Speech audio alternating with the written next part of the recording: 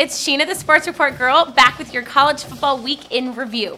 So, I only took a week off, but it feels like forever since we last saw one another.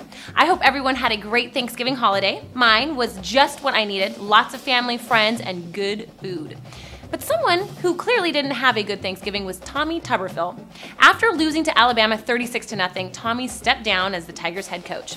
Though AD Jacobs said he pleaded with his coach to stay on, it was apparent Tuberville didn't have the full support of the Auburn administration.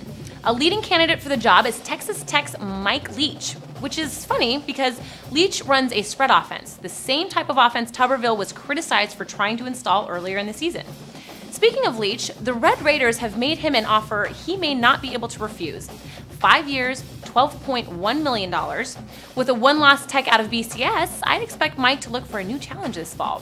But with Dabo Swinney hired on full-time at Clemson, Lane Kiffin now the Volunteers head coach, and USC's OC Steve Sarkisian moving to Seattle for the Washington job, there aren't too many other plum jobs for the taking.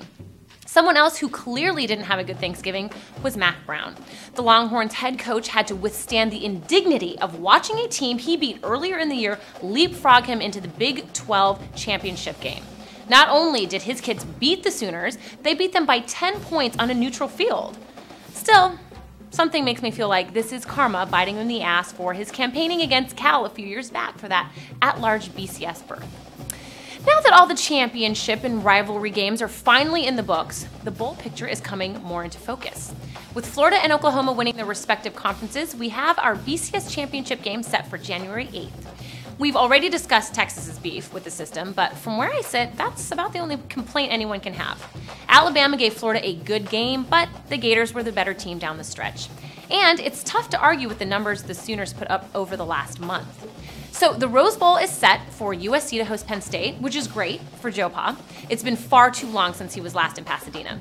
The Orange Bowl is slotted to take Virginia Tech and Cincinnati, which, is too bad. The Hokies have 4 losses, which for me is too many for a team to be in one of the BCS bowls. The Fiesta is going with Ohio State and Texas. I know a lot of you guys are Buckeye fans, but I really feel like Boise State was more deserving of the bid. And the Sugar went with Utah and Alabama. Clearly, both teams are deserving.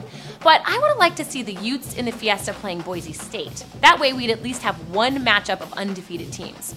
Do me a favor, leave your comments, tell me what you think of this year's BCS lineup. And finally, on a sad note, the world of college football lost a true great from their broadcasting ranks when Tom Dillon passed away unexpectedly last Tuesday. For 20 years, Dillon served as the radio voice of the Sun Devils, and for 12 years did the same for the Arizona Cardinals. He also worked frequently for Fox Sports Net and the Sports USA radio network. He most recently broadcast the Alabama-Auburn game and was set to call the ASU-Arizona game last weekend.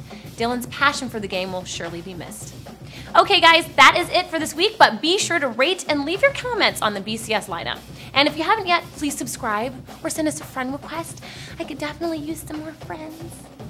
See you back here next week. Bye-bye.